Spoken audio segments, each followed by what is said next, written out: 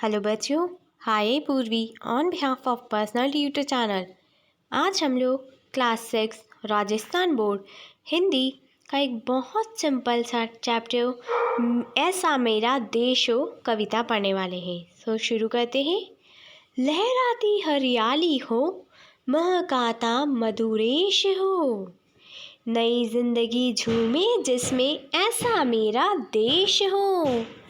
हर घर में हो नया तराना, हर घर में हो गीत नया, मेहनत की ममता में डूबा जागे फिर संगीत नया। नए रंग हो, न उमंग हो, नई बात हो, नए ढंग हो, नव विकास की नई किरण में तम का कहीं ना लेश हो। ऐसा मेरा देश हो, ऐसा मेरा देश हो।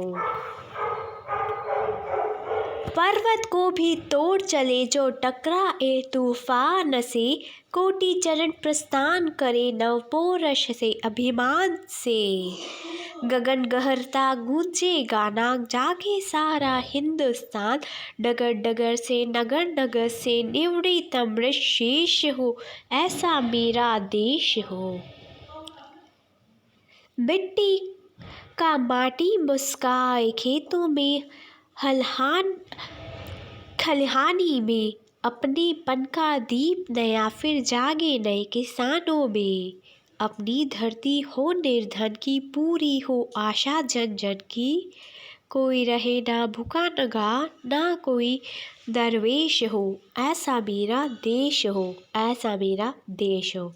बच्चों, आई होप कि आपको ये कविता अच्छी लगी हो।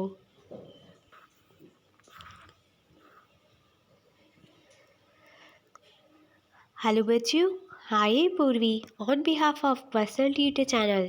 आज हम लोग क्लास 6 राजस्थान बोर्ड का पाठ 7 भक्ति माधुरी पढ़ने वाले हैं। तो चलो शुरू करते हैं। जसोदा हरी पालने झुलावे, हलावे दुलरावे बहलावे, जोए सोए कुछ गावे।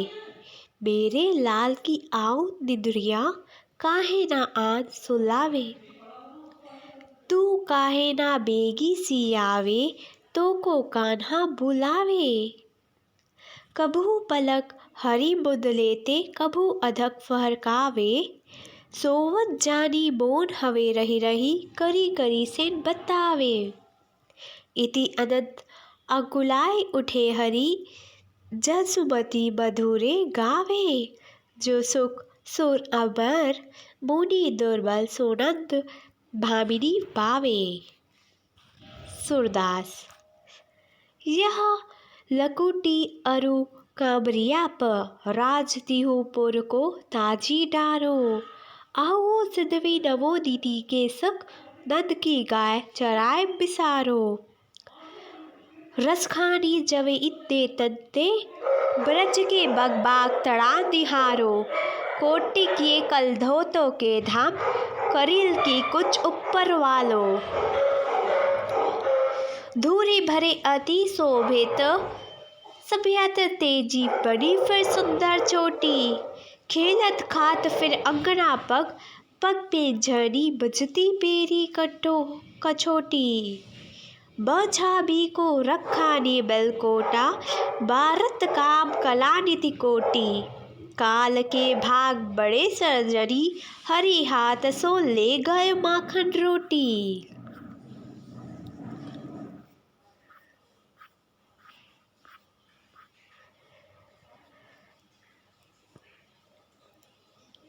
हेलो बच्चों, हाय पूर्वी on behalf of personal tutor channel. आज हम लोग क्लास 6 राजस्थान बोर्ड हिंदी का पाठ नंबर 6 गुलाब से यह पढ़ने वाले हैं। सो शुरू करते हैं। उसके घर में माता पिता और एक गुड़िया सी बहन थी। वह सारे घर का दुलारा था। एक दिन की बात है कि वह बीमार पड़ा। माँ ने उसका खाना बिल्कुल बंद कर दिया था, पर उसका बार बार कुछ खाने को मांगना छोटी बहन से ना सह गया। वह चुपके से गुड़ और चने चुरा लाई और खिला दिया अपने भाई को। उसके बाद भैया को बुखार चढ़ गया, पर वह तो खिला चुकी थी।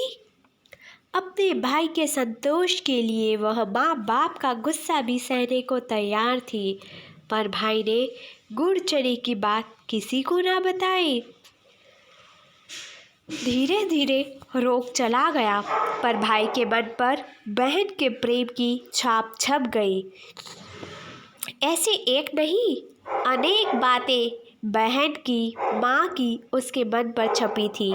वह कभी उनसे लड़ता झगड़ता भी, पर आंखों के आंसू और मन के रंग उसके मन पर छपी हुई इन तस्वीरों को धो ना सके। एक दिन ऐसी हवा बही कि मुरझाए हुए दिलों में नई जान आ गई। यह हवा उमंगों की हवा थी। बड़ा भारी जुलूस निकलना था। कौमी झंडे का जुलूस था। वहाँ पर बादशाह का हुक्म था कि जुलूस ना निकले। शहर में आतंक छा गया। बड़ा अत्याचारी था वह बादशाह। बड़ा आया बादशाह, क्यों ना निकले जुलूस, क्यों ना निकले हमारा झंडा। भाई ने बहन से कहा। बहन बोली, कौन है यह बादशाह? भैया ने कहा, ओह, होगा कोई। बहन ने पूछा, क्यों ना निकले जुलूस, क्यों ना निकले झंडा। भाई कटु स्वर में बोला, हमारा देश बादशाह का गुलाम जो है। उत्तर था, तब तो ज़रूर निकले जुलूस, हम ज़रूर फैलाएंगे अपना झंडा, देखते हैं कौन रोकता है हमें। झंडे की तैयारी होने लगी। बहन ने अपनी पुरानी ओढ़नी फाड़कर झंडा बना लिया। भाई ने उसे खेलने के डंडे से बांध लिया। झंडा तैयार था। अब भाई डंडा लेकर चला। अरे भाई, जाते कहाँ हो? हम भी साथ चलेंगे, बहन आग्रह से बोली। पर बहन, बड़ी दूर जाना है, तुम थक जाओगी। नहीं भैया, नहीं बहन, जुलूस कौन बनाएगा? तुम झंडा उठाना, हम जुलूस बनाकर पीछे पीछे चलेंगे। नहीं रानी, तुम जुलूस नहीं, तुम एक काम करो, हमें रोली का तिलक लगाकर विदा करो, जैसे राजकुमारी अपने भाई राजकुमार को विदा करती है। बहन ने खुशी से किलकारी के साथ ताली बजाई और दौड़कर थोड़ी सी रोली, थोड़े से चावल सजा लाई। थाली में एक दिया भी जल रहा था। भाई की आरती उतारने लगी। मुंह के चारों तरफ घूमती थाली एक आभा मंडल बनाने लगी। उसने देवी देवता के चित्रों में भी वैसा ही आभा मंडल देखा था। भाई के चारों तरफ वैसा ही आभा मंडल देखकर वह खूब खुश हुई। भाई के माथे पर तिलक लगाया, चावल बिखराए। तब भाई ने बहन के पैर छुए और विदा ली। बहन ने भाई के सिर पर हाथ फेरा और बलैया ली। वह झंडा लेकर चला। बहन दरवाजे पर खड़ी देखती रह गई। कहानियों में राजकुमारी भाइयों को इसी तरह विदा करती है। वह झंडे को लहराते हुए ले जाते हुए भाई को दूर तक देखती रही। कुछ दूर जाने पर बादशाह के सिपाहियों ने झंडे वाले को रोका। वह ना रुका। बादशाह के सिपाहियों ने गोली मार दी। वह गिरा, झंडा ना गिरा, वह उसके हाथ में था। गोली चलते देख कोई उसके पास ना आया। बहन ने भाई को गिरते देखा। वह दौड़ पड़ी। भाई खून से लथपथ था। वह पुकारती रही, भैया भैया, भाई प्राण मानो। यह अमृतवाणी सुनकर लौट पड़े।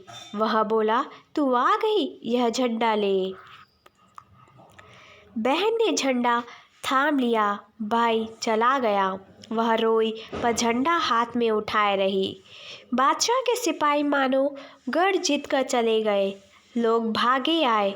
उन्होंने भाई की देह उठाई आगे आगे झंडा लिए बहन चलने लगी। बादशाह का हुक्म था, जुलूस नहीं निकलेगा। जुलूस निकला, झंडा नहीं निकलेगा। झंडा निकला और बड़ी शान से निकला। यह बालक था गुलाब सिंह, जो अपने सुगंध बिखेर कर चला गया। इस पाठ के लेखक का नाम है सुभद्रा कुमारी चौहान।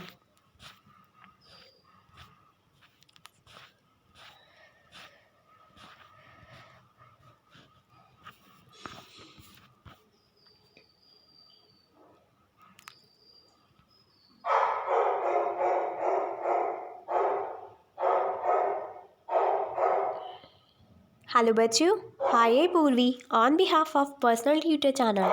आज हम लोग क्लास 6 राजस्थान बोर्ड का एक बहुत सिंपल सा पाठ हमारा ऊंचा झंडा पढ़ने वाले हैं। सो शुरू करते हैं।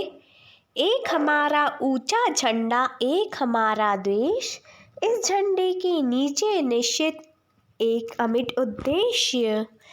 देखा जागृति के प्रभाव में एक स्वतंत्र प्रकाश, फैला है सब ओर एक सा एक अतुल उल्लास। कोटि कोटि कंठों में कुजित एक वजह विश्वास, मुक्त पवन में उड़ उठने का एक अमर अभिलाष। सबका सुहित सुमंगल, सबका नहीं वेर विद्वेष, एक हमारा ऊंचा झंडा, एक हमारा देश। कितने वीरों ने कर कर के प्राणों का बलिदान, मरते मरते ही गाया है इस झंडे का गान। रखेंगे ऊंचा उठ हम भी अक्षय इसकी आन, चखेंगे इसकी छाया में रस विश्व का सम्मान। एक हमारी सुख सुविधा है, एक हमारा कलेश, एक हमारा ऊंचा झंडा, एक हमारा देश। मातृभूमि की मानवता का जागृत जय जयकार, फहर उठे ऊंचे से ऊंचा यह विरोध उदार। साहस अभय और पौरुष का यह सजी संचार, लहर उठे जन जन के मन में सत्य अहिंसा प्यार। अगणित धाराएं का संगम मिलन तीर्थ संदेश, एक हमारा ऊंचा झंडा, एक हमारा देश। इस झंडे के नीचे निश्चित एक अमिट उद्देश्य।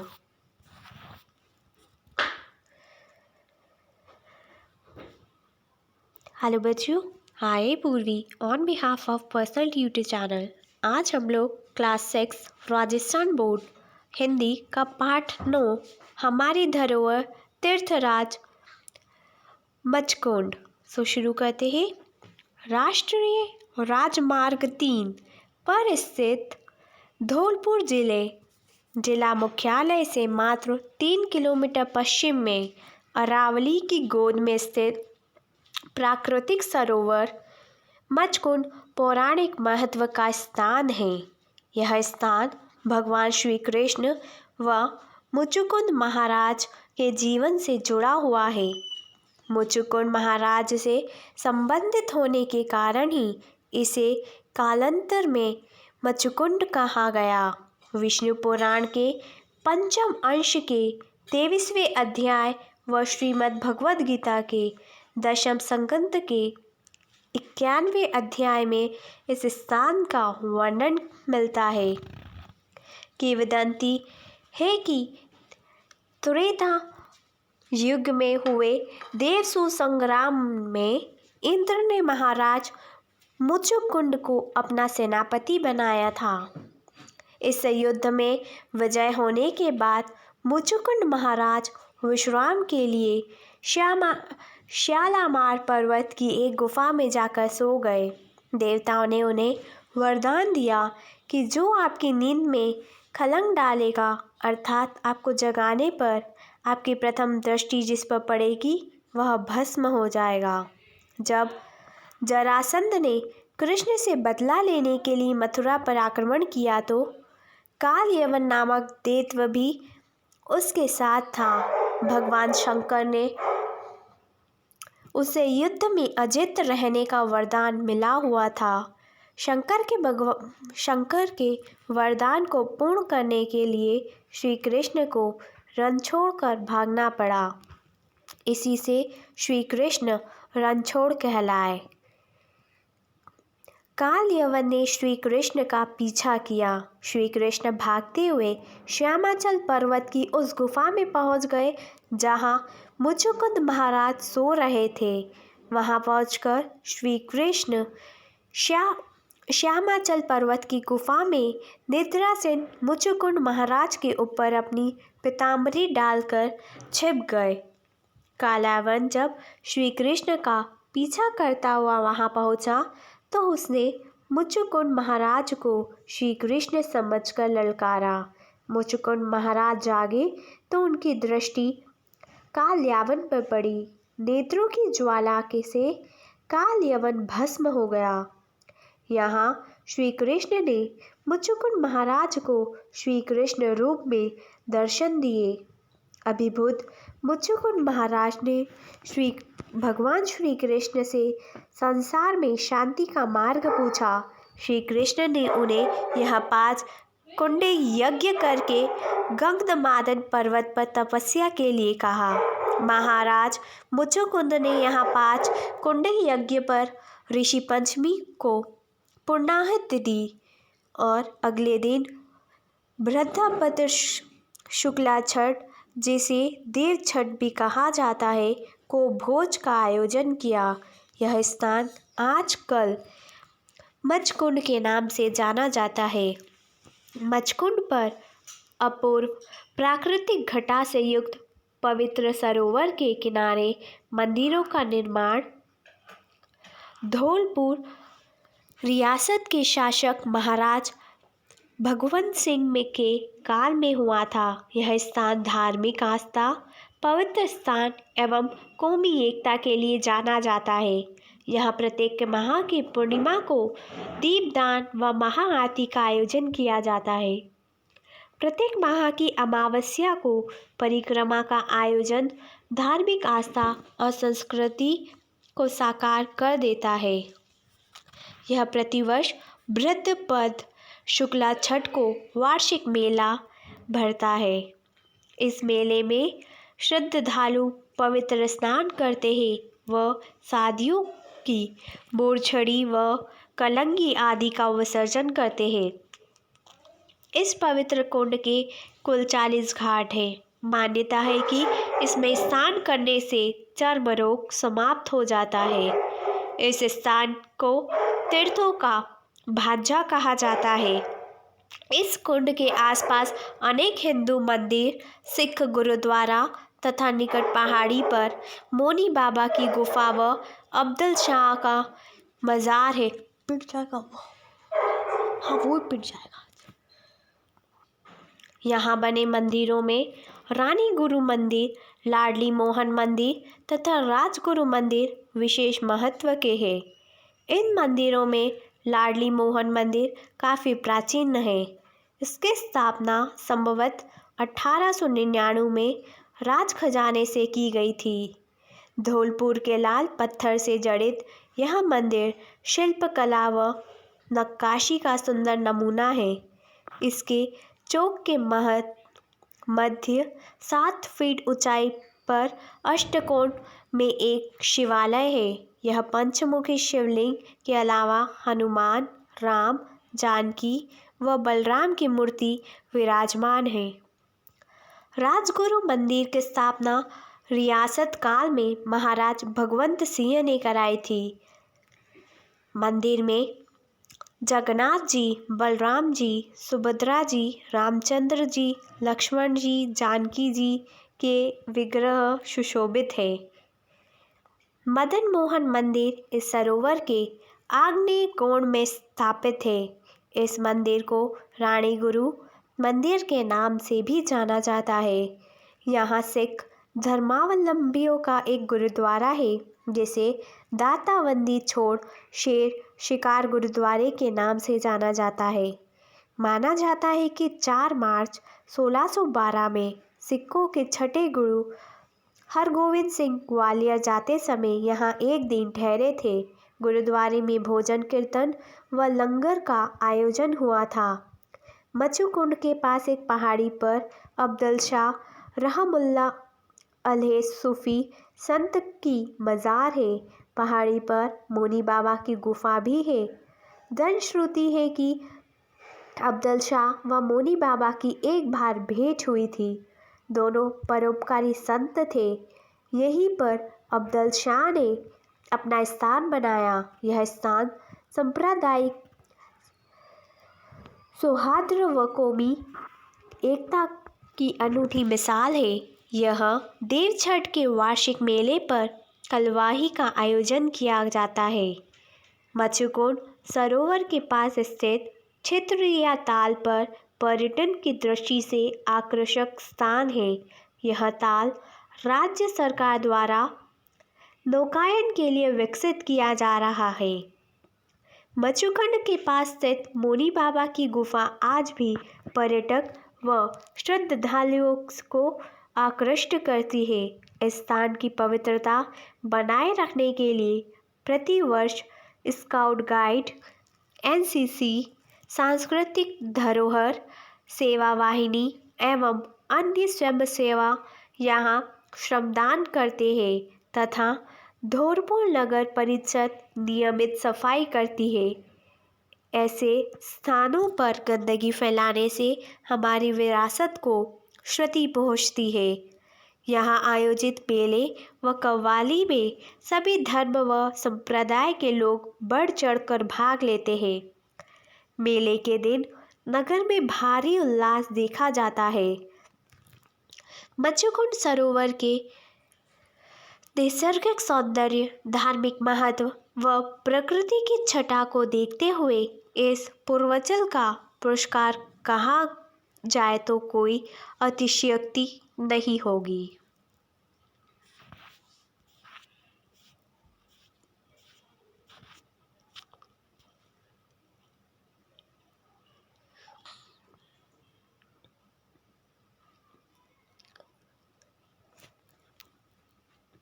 हेलो बच्चों, हाय पूर्वी on behalf of personal tutor channel. आज हम लोग क्लास 6 राजस्थान बोर्ड हिंदी का पाठ 10 नीति सुधा पढ़ने वाले हैं, जिसमें रहीम के दोहे पढ़ेंगे। पहला दोहा है, कदली सी बुजंद मुख सवाती एक गुण तीन, जैसी संगीतो बैठिए तो हो ही फल दीन।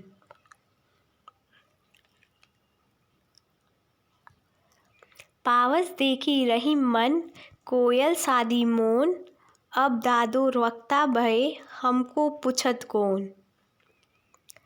बड़े न हुजे गुन्नी बिन बिरत बड़ाई पाए, कहत धतूरे सो कनक गहनो गड्यो ना जाए। अति अघात अति ओथरो नदी कूप सरबाए, सो ताको सागर जहाँ जाकी प्यास बुझाए। वाणी सूत्री सिंदरी वणी सूत्री पाक, बंधवा बंधवा में फर्क जस्यो जणिरो भाग। काम बड़ो वो ही बड़ो वृथा बड़ो आकार, मेंढल मोटा दांत सो नाना नख रो नार। कृपण जतन धन रो करे, कायर जीव जतन, सूर जतन उन रो करे जिन रो खायो अन्न। सुर ना पूछे टिप्पणों सुकुन ना देखे सुर, मरणानु मंगल गिणो समय चढ़े मुख नूर। सुत मरियो हित देश रे, हरखयोत बंधु समाज, माँ नहीं हम हर की जनक दे, जतरी हर की आज। जो जाको जुन जानी सो तिहि आदर दे, कहो की अम्भे लेत है काक निबोड़ी लेत। दीवे अफसर को भले जासो सुधरे काम, खेती सुगे बवासिर घन को कोने काम। Thank you, have a nice day.